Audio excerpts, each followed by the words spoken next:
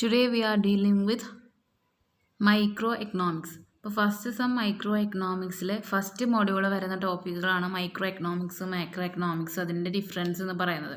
Okay, അപ്പോൾ നമുക്ക് micro economics എന്താണെന്ന് പറയാം. മൈക്രോ എന്ന് പറയുന്ന വേർഡ് ഡിറൈവ് ചെയ്തിട്ടുള്ളത് ഗ്രീക്ക് വേർഡായിട്ടുള്ള മൈക്രോസിൽ നിന്നാണ്. അതായത് അതിൻ്റെ അർത്ഥം സ്മോൾ എന്നുള്ളതാണ്, ചെറുത് എന്നുള്ളതാണ്. Okay, it was for the first time used in economic literature by Ragnar Frisch of Oslo University in 1933. Micro economics എന്ന് പറയുന്ന വേർഡ് ആദ്യമായിട്ട് ഉപയോഗിച്ചത് റാഗ്നർ ഫ്രിഷ് ആണ്. Micro economics as a specialized branch of economics was developed largely by the efforts of Adam Smith. അപ്പോൾ micro economics എന്ന് പറയുന്ന word ഉപയോഗിച്ചത് ആരാണ്? റാഗ്നർ ഫ്രിഷ് ആണ്. അതൊരു ബ്രാഞ്ച് ഓഫ് എക്കണോമിക്സ് ആയിട്ട് ഡെവലപ്പ് ചെയ്തിട്ടുള്ളത് ആദം സ്മിത്തിൻ്റെ എഫേർട്ട് വഴിയാണ്. ഓക്കെ, അപ്പോൾ മൈക്രോ എക്കണോമിക്സിൽ നമുക്കറിയാം it is a branch of economics based on the economic behaviour of small economic units. It is a branch of economics. എന്തിൻ്റെ ബേസിലാണ് നിൽക്കുന്നത്? It is based on the economic behaviour of small economic units. Okay, ഇപ്പോൾ economic units എന്ന് പറയുന്നത് consumers ആവാം, workers ആവാം, Xavier's ആവാം, business managers, firms, individual industries and markets. അപ്പോൾ ഇവരുടെ ഈ പറഞ്ഞ ആളുകളുടെയൊക്കെ സ്വഭാവം, അതേപോലെ അവരുടെയൊക്കെ വർക്ക് എങ്ങനെയാണ് എന്നുള്ള കാര്യങ്ങളൊക്കെ നമ്മൾ പഠിക്കുന്നത് മൈക്രോ എക്കണോമിക്സിലൂടെയാണ്. ഓക്കെ, ഇപ്പോൾ നമുക്ക് ഇൻഡിവിജ്വൽ, ഫേംസ്, വർക്കേഴ്സ് എന്നൊക്കെ പറയുന്നത് സ്മോൾ യൂണിറ്റ്സ് ആണല്ലോ. അപ്പോൾ അവരുടെ പെർഫോമൻസും വർക്കിംഗ് ആക്ടിവിറ്റീസും ഒക്കെ പഠിക്കുന്നത് മൈക്രോ എക്കണോമിക്സിലൂടെയാണ്. ഇപ്പോൾ കൺസ്യൂമേഴ്സിൻ്റെ കേസ് എടുക്കുകയാണെന്നുണ്ടെങ്കിൽ consumers decide how much of various goods to purchase, workers decide what jobs to take, and business people decide how many workers to hire and how much of output to produce.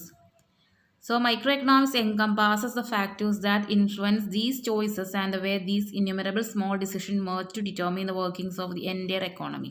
ഇപ്പോൾ micro economics പഠിക്കുന്നത് ഇപ്പോൾ ഇവിടെ പറഞ്ഞ പോലെ തന്നെ വർക്കേഴ്സിൻ്റെ, business പീപ്പിൾസിൻ്റെ, അതേപോലെ കൺസ്യൂമേഴ്സിൻ്റെ ഒക്കെ decision അല്ലെങ്കിൽ അവിടെ ആക്ടിവിറ്റിനെ ബേസ് ചെയ്തിട്ടാണ്.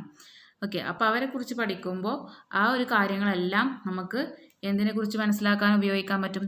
Working of the entire economy. Because of the important effects that prices have on these individual decisions, microeconomics is frequently called price theory. ഇപ്പോൾ മൈക്രോ എക്കണോമിക്സിൻ്റെ മറ്റൊരു പേരും കൂടെ ഉണ്ട്, എന്താണ്? പ്രൈസ് തിയറി എന്നും കൂടെ അറിയപ്പെടുന്നുണ്ട് എന്ന് ഓർത്ത് വെക്കുക. ഓക്കെ, നെക്സ്റ്റ് ഇവിടെ ഒരു ഡെഫിനിഷൻ കൊടുത്തിട്ടുണ്ട്. ഡെഫിനിഷന് ഏറ്റവും ഈസി ആയിട്ട് വരുന്ന ഏതാണോ അത് ബൈ ഹാർട്ട് ചെയ്യുക കേട്ടോ.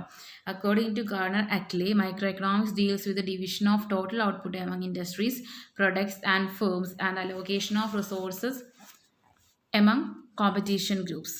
According to Paul Samuelson, microeconomics deals with the intricate system of relationships known as the market mechanism. Okay, market മെക്കാനിസത്തിനെ കുറിച്ച് പഠിക്കുന്ന ഒരു സ്റ്റഡി ആയിട്ട് മൈക്രോ എക്കണോമിക്സിനെ പറയാം. അപ്പോൾ ഈ രണ്ട് ഡെഫിനേഷനിൽ ഏറ്റവും സിമ്പിളായിട്ട് വരുന്ന ഏതാണോ അത് പഠിച്ചു വെക്കുക. നെക്സ്റ്റ് വരുന്നത് nature and scope of micro economics. അപ്പോൾ നമ്മൾ പറഞ്ഞ പോലെ തന്നെ ഇൻഡിവിജ്വൽ അല്ലെങ്കിൽ സ്മോൾ എക്കണോമിക് യൂണിറ്റ്സിനെ കുറിച്ച് പഠിക്കുന്നതാണ് മൈക്രോ എക്കണോമിക്സ് എന്ന് പറയുന്നത്. അതിൽ consumers, workers, savers, business managers ഒക്കെ വരുന്നതാണ്. അപ്പോൾ മൈക്രോ എക്കണോമിക്സ് എന്ന് പറയുന്നത് it is not limited to small issues. Small ഇഷ്യൂസിനെ മാത്രം കോൺസെൻട്രേറ്റ് ചെയ്തിട്ടില്ല നിൽക്കുന്നത്. മാത്രമല്ല ബിഗ് ഇഷ്യൂസിനെ കുറിച്ചും കൂടെ എന്ത് ചെയ്യുന്നുണ്ട്? പഠിക്കുന്നുണ്ട്. ഓക്കെ, അതായത് ബിഗ് ഇഷ്യൂ എന്ന് പറയുന്നത് അതിന് നമുക്ക് പാർട്സ് ആക്കാൻ പറ്റുമല്ലോ. അതായത് ചെറിയ ചെറിയ യൂണിറ്റ്സ് ആക്കാം. അങ്ങനെ ചെറിയ ചെറിയ യൂണിറ്റ്സിലൂടെ ഒരു ബിഗർ ഇഷ്യൂസിനെ കുറിച്ച് കൂടെ മൈക്രോ എക്കണോമിക്സിൽ ഡീൽ ചെയ്യുന്നുണ്ട് എന്നാണ് പറയുന്നത്. അതായത് നമ്മുടെ എക്കണോമിക്സിൽ നമ്മൾ കൂടുതലായിട്ടും കോൺസെൻട്രേറ്റ് ചെയ്യുന്നത് it is based on the study of individual behaviour. Micro economics studies how choice are made at the individual level under conditions of scarcity. Micro economics പഠിക്കുന്ന മറ്റൊരു കാര്യം എന്ന് പറയുന്നത് എങ്ങനെയാണ് നമ്മൾ ഒരു സ്കേഴ്സിറ്റി, ഒരു ദൗർലഭ്യം ഉണ്ടാകുന്ന ഒരു കേസിൽ കണ്ടീഷൻസിൽ എങ്ങനെയാണ് നമ്മൾ ചോയ്സസ് ഉണ്ടാക്കുന്നത്, എങ്ങനെയാണ് നമ്മൾ ചോയ്സസ് മേക്ക് ചെയ്യുന്നത് എന്നുള്ളത് മൈക്രോ എക്കണോമിക്സിലൂടെ പഠിക്കുന്നുണ്ട്.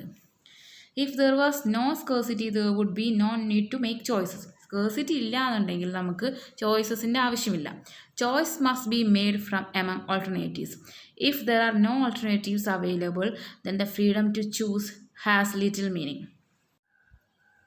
എപ്പോഴാണ് ചോയ്സ് ഉണ്ടാവുക? ചോയ്സ് ഉണ്ടാകണമെന്നുണ്ടെങ്കിൽ ഒരുപാട് ആൾട്ടർനേറ്റീവ്സ് പകരം ഉണ്ടെങ്കിൽ നമുക്ക് പകരക്കാരുണ്ടെങ്കിൽ നമുക്ക് ചോയ്സ് ഉണ്ടാവുള്ളൂ അല്ലേ. ആൾട്ടർനേറ്റീവ്സ് ഇല്ല എന്നുണ്ടെങ്കിൽ ചോയ്സ് എന്നുള്ളൊരു വേർഡിന് അവിടെ അല്ലെങ്കിൽ ചോയ്സ് എന്നുള്ളതിന് മീനിങ് ഇല്ല എന്ന് പറയാം. Microeconomics encompasses the factors that influence the decision made by millions of individuals and the way these innumerable decisions merge to determine the workings of the entire economy. ഇപ്പോൾ ഒരുപാട് individuals ഉണ്ടല്ലോ, ആ ഇൻഡിവിജ്വൽസിൻ്റെ എല്ലാം തീരുമാനങ്ങളെ എഫക്റ്റ് ചെയ്യുന്ന ഫാക്ടേഴ്സ് ഒക്കെ micro എക്കണോമിക്സിൽ നമ്മൾ പഠിക്കുന്നുണ്ട്. ഓക്കെ, അപ്പോൾ ഓരോ ഇൻഡിവിജ്വൽസിൻ്റെയും ഡിസിഷനാണ് എന്ത് ചെയ്യുന്നത്, ഒരു എൻ്റയർ വർക്കിംഗ് ഓഫ് ദി എക്കോണമീനെ എഫക്റ്റ് ചെയ്യുന്നത്. Consumers decide how much of various goods to purchase, workers decide what job to take and firms decide how much output to produce. അപ്പോൾ നമ്മളിവിടെ ഇൻഡിവിജ്വൽസിൻ്റെ decision entire working of the എക്കോണമീനെ effect ചെയ്യുമെന്ന് പറഞ്ഞു. എങ്ങനെയാണത് നമുക്കറിയാം. ഇൻഡിവിജ്വൽസ് എന്ന് പറയുന്നത് കൺസ്യൂമേഴ്സ് ആവാം, അതുപോലെ വർക്കേഴ്സ് ആവാം, ഫേംസ് ആവാം. അപ്പോൾ കൺസ്യൂമേഴ്സ് ഏത് ഗുഡ്സ് വാങ്ങിക്കണം എന്ന് തീരുമാനിക്കുന്നു, അതേപോലെ തന്നെ വർക്കേഴ്സ് ഏത് ജോലി ചെയ്യണമെന്ന് തീരുമാനിക്കും, അതേപോലെ തന്നെ ഫേംസ് എന്ത് പ്രൊഡ്യൂസ് ചെയ്യണമെന്ന് തീരുമാനിക്കും. അപ്പോൾ ഈ ഓരോ ഇൻഡിവിജ്വൽ യൂണിറ്റ്സ് ഒക്കെ എന്ത് ചെയ്യുന്നുണ്ട്, ഒരു എക്കോണമിയുടെ വർക്കിങ്ങിനെ എഫക്റ്റ് ചെയ്യുന്നുണ്ട് എന്നാണ് ഇവിടെ പറയുന്നത്. Then microeconomics examine the allocation decisions of individual consumers and firms. Micro എക്കണോമിക്സിൽ പഠിക്കുന്ന വേറൊരു കാര്യം അലോക്കേഷൻ ഡിസിഷനാണ്. ഇൻഡിവിജ്വൽ കൺസ്യൂമേഴ്സ് ആൻഡ് ഫേംസിൻ്റെ അലോക്കേഷൻ ഡിസിഷനാണ്. Consumers and firms are guided by the objective of maximisation of satisfaction and profits respectively. കൺസ്യൂമേഴ്സിൻ്റെയും ഫേംസിൻ്റെയും ലക്ഷ്യം എന്താണ്, they have to maximise their profits. Consumers ഫേംസിൻ്റെയും ലക്ഷ്യം എന്ന് പറയുന്നത് മാക്സിമം പ്രോഫിറ്റ് അതേപോലെ മാക്സിമം സാറ്റിസ്ഫാക്ഷൻ നേടുക എന്നുള്ളതാണ്. Okay, since markets are important in the maximisation efforts of both consumers and firms, micro economics studies the markets in detail. ഇപ്പോൾ ഈ ഒരു കൺസ്യൂമേഴ്സിൻ്റെയും ഫേംസിൻ്റെയും സാറ്റിസ്ഫാക്ഷൻ പ്രോഫിറ്റ്സ് മാക്സിമൈസേഷനൊക്കെ നടക്കുന്നത് എവിടെ വെച്ചിട്ടാണ്, മാർക്കറ്റിൽ വെച്ചിട്ടാണ്. അതുകൊണ്ട് തന്നെ മൈക്രോ എക്കണോമിക്സ് മാർക്കറ്റിനെ കുറിച്ചും ഡീറ്റെയിൽഡ് ആയിട്ടും അറിഞ്ഞിരിക്കുന്നുണ്ട്. ഓക്കെ, അതിൽ പറയുന്നുണ്ട് the understanding of individual behaviour provides basics for understanding markets since a market is comprised of many individual agents. Next വരുന്നത് micro economics theory is capable of dealing with some of the most important social issues of the day. ഇപ്പോൾ നിലവിൽ വരുന്ന ഒരു current ഇഷ്യൂസൊക്കെ micro എക്കണോമിക്സിലൂടെ പഠിക്കാമെന്നുള്ളതാണ് പറയുന്നത്. Important among them are environmental pollution, poverty and welfare programmes. Monopolies and consumer well-being, labor unions and real wages, rising medical expenditure, discrimination in employment, energy problems, taxation and work incentives. ഇതൊക്കെ micro എക്കണോമിക്സിലൂടെ പഠിക്കുന്ന problems ആണ്. Okay, അപ്പോൾ next വരുന്നത് importance of micro economics. അപ്പോൾ micro economics എന്തിനാണ് പഠിക്കുന്നത്, അതിൻ്റെ യൂസസ് എന്തൊക്കെയാണെന്നുള്ളത് പറയുന്നത്. First one, micro economics is useful in analysing how prices are determined in different markets and how resource are allocated to various uses. അതായത് എങ്ങനെയാണ് different markets ഉണ്ടല്ലോ, monopoly, oligopoly, perfect competition, അത്തരത്തിലുള്ള മാർക്കറ്റിലൊക്കെ എങ്ങനെയാണ് പ്രൈസ് തീരുമാനിക്കുന്നത്, അതേപോലെ തന്നെയാണ് എങ്ങനെയാണ് റിസോഴ്സസ് അലോക്കേറ്റ് ചെയ്യുന്നത്, വിതരണം ചെയ്യുന്നത് എന്നുള്ളതൊക്കെ മൈക്രോ എക്കണോമിക്സിൽ പഠിക്കുന്നുണ്ട്.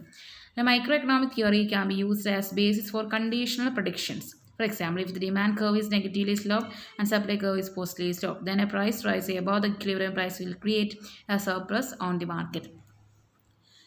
മൈക്രോ എക്കണോമിക്സ് ഉപയോഗിക്കുന്നത് കണ്ടീഷണൽ പ്രൊഡിക്ഷൻസിന് വേണ്ടിയിട്ടാണ്. ഇപ്പോൾ ഇവിടെ എക്സാമ്പിളായിട്ട് പറയുന്നത് ഡിമാൻഡ് കർവ് നെഗറ്റീവ്ലി സ്ലോപ്ഡ് ആണ്, സപ്ലൈ കർവ് പോസിറ്റീവ്ലി സ്ലോപ്ഡ് ആണ്. അപ്പോൾ ആ രണ്ടും കൂടെ ഇൻ്റർസെക്റ്റ് ചെയ്യുന്ന പോയിൻ്റ് ആണെന്ന് പറയുന്നത് ഇക്വിലിബ്രിയം ക്വാണ്ടിറ്റി ഡിമാൻഡ് അല്ലെങ്കിൽ ഇക്വിലിബ്രിയം പ്രൈസ് എന്ന് പറയുന്നത്. ഓക്കെ, ഇപ്പോൾ പ്രൈസ് ഈ ഒരു ഇക്വിലിബ്രിയം പ്രൈസിനേക്കാളും മുകളിൽ വരികയാണെന്നുണ്ടെങ്കിൽ, റൈസ് ചെയ്യുകയാണെന്നുണ്ടെങ്കിൽ അത് മാർക്കറ്റിൽ എന്തുണ്ടാക്കുന്നു, സർപ്ലസ് ഉണ്ടാക്കുന്നു. ഇത്തരം കാര്യങ്ങളൊക്കെ നമ്മൾ അറിയുന്നത് മൈക്രോ എക്കണോമിക്സ് തിയറിയിലൂടെയാണ്. Okay, micro economic theory provides analytical tools for economic policies affecting prices and production. പ്രൈസസിനെയും പ്രൊഡക്ഷനെയും അഫക്റ്റ് ചെയ്യുന്ന എക്കണോമിക് പോളിസീസിനെ അനലൈസ് ചെയ്യുക എന്നത് മൈക്രോ എക്കണോമിക് തിയറിയിൽ വരുന്നുണ്ട്. The effect of government policies on price of commodities and wages and their impact on allocation of resources can be analysed with the help of micro economics. ഇപ്പോൾ government പോളിസീസിൻ്റെ ഭാഗമായിട്ട് എങ്ങനെയാണ് കമ്മോഡിറ്റീസിൻ്റെ പ്രൈസിൽ അതേപോലെ വേജസ് എങ്ങനെയാണ് മാറുന്നത്, എങ്ങനെയാണ് അഫക്റ്റ് ചെയ്യുന്നത് എന്നുള്ളതൊക്കെ മൈക്രോ എക്കണോമിക് തിയറിയിലൂടെ പഠിക്കുന്നുണ്ട്. The next വരുന്നത് micro economics can be use to examine the conditions of economic welfare. Economic welfare micro എക്കണോമിക്സിൽ പഠിക്കുന്ന ഒരു ഇമ്പോർട്ടൻ്റ് ആയിട്ട് വരുന്നൊരു ഭാഗം തന്നെയാണ്. ഓക്കെ, നെക്സ്റ്റ് വരുന്നത് micro economics is useful in decision making in the employment of resources in government programmes. ഇപ്പോൾ government പ്രോഗ്രാംസിലൊക്കെ എങ്ങനെയാണ് റിസോഴ്സസ് ഉപയോഗിക്കുന്നത് എന്നുള്ളതൊക്കെ മൈക്രോ എക്കണോമിക്സിലൂടെ നമുക്ക് പഠിക്കാം. Next, microeconomics is useful for understanding the operations of private enterprise economy. Next വരുന്നത് limitations of micro economics ആണ്. Micro എക്കണോമിക്സിൻ്റെ limitation എന്ന് പറയുന്നത് micro economic analysis based on the assumption of full employment എന്നുള്ളൊരു അസംഷൻ്റെ ബേസിലാണ്. ഇപ്പോൾ കെയ്ൻസിൻ്റെ അഭിപ്രായത്തിൽ ഫുൾ എംപ്ലോയ്മെൻറ്റ് എന്ന് പറയുന്നത് full employment is not a normal condition of an economy. ഒരു ഫുൾ എംപ്ലോയ്മെൻറ്റ് എന്ന് പറയുന്നത് ഒരു അൺറിയലിസ്റ്റിക് മെത്തേഡാണ്. കെയ്ൻസിൻ്റെ അഭിപ്രായത്തിൽ അണ്ടർ എംപ്ലോയ്മെൻ്റ് ആണ്, ക്ലാസിക്കൽ എക്കണോമിക്സ് ഫുൾ എംപ്ലോയ്മെൻ്റ് ആണ്. മൈക്രോ എക്കണോമിക്സ് അനാലിസിസ് ബേസ് ചെയ്തിരിക്കുന്നത് ഫുൾ എംപ്ലോയ്മെൻ്റ് ആണ് എന്ന് പറയാം. അതുകൊണ്ട് തന്നെ ഫുൾ എംപ്ലോയ്മെൻറ്റ് ഒരു അൺറിയലിസ്റ്റിക് സിറ്റുവേഷൻ ആണ്. അതാണ് ഒരു ഫസ്റ്റ് ലിമിറ്റേഷൻ അല്ലെങ്കിൽ ക്രിറ്റിസിസമായിട്ട് പറയുന്നത്. Next, micro economics theories are applicable to laissez faire capitalism characterised by perfect competition. Micro economic theories applicable ആയിട്ടുള്ളത് ലെസസ്-ഫെയർ ക്യാപിറ്റലിസത്തിനാണ്. Okay. Since laissez-faire and perfect competition are non-existent, applicability of microeconomics is limited. laissez-faire അതേപോലെ തന്നെ perfect കോമ്പറ്റീഷനും ഒരു real വേൾഡിൽ exist ചെയ്യുന്നില്ല. അതുകൊണ്ട് തന്നെ micro എക്കണോമിക്സിൻ്റെ scope എന്ന് പറയുന്നത് ലിമിറ്റഡ് ആണെന്ന് പറയാം. Micro economics concentrate on the working of the part of an economy. Thus, it is inadequate in providing an overall picture of the functioning of an economy. ഒരു എക്കോണമിയുടെ ഒരു ഭാഗം മാത്രമേ എന്ത് ചെയ്യുന്നുള്ളൂ, മൈക്രോ എക്കണോമിക്സിലൂടെ പറയുന്നുള്ളൂ, അല്ലെങ്കിൽ അത് കോൺസെൻട്രേറ്റ് ചെയ്യുന്നുള്ളൂ. അതുകൊണ്ട് തന്നെ നമുക്ക് ഒരു മൊത്തം എക്കോണമി എങ്ങനെ ഫങ്ഷൻ ചെയ്യുന്നു എന്നുള്ളത് ആപ്റ്റായിട്ടുള്ളൊരു പിക്ചർ കിട്ടൂല എന്നാണ് പറയുന്നത്. Then fourth is microeconomic theories are inadequate in analyzing several economic problems. ഒരുപാട് എക്കണോമിക് പ്രോബ്ലംസ് ഒന്നും മൈക്രോ എക്കണോമിക്സ് തിയറീസിലൂടെ അനലൈസ് ചെയ്യാൻ സാധിക്കില്ല എന്നാണ് പറയുന്നത്. This is due to the fact that what is true of an individual unit need not be necessarily true for the economy as a whole. ഇപ്പോൾ ഒരു individual യൂണിറ്റിനെ കുറിച്ച് മാത്രം പഠിക്കുകയാണെങ്കിൽ ചില കാര്യങ്ങൾ ഒരു ഇൻഡിവിജ്വൽ യൂണിറ്റിനെ കുറിച്ച് അതിന് മാത്രം ശരിയായി എന്ന് വരാം. പക്ഷേ അതൊരു എൻ്റയർ എക്കോണമിക്ക് അപ്ലൈ ചെയ്യുമ്പോൾ അതിൽ എന്തെങ്കിലും പ്രശ്നങ്ങളോ അല്ലെങ്കിൽ എന്തെങ്കിലും തെറ്റുകളോ വരാം എന്നുള്ളതാണ് പറയുന്നത് കേട്ടോ. അപ്പോൾ ഇത്രയും കാര്യങ്ങളാണ് മൈക്രോ എക്കണോമിക്സിൽ വരുന്നത്. മൈക്രോ എക്കണോമിക്സ് എന്താണ്, അതേപോലെ തന്നെ natural scope of micro economics, importance of micro economics, limitations of micro economics. Okay, that's all.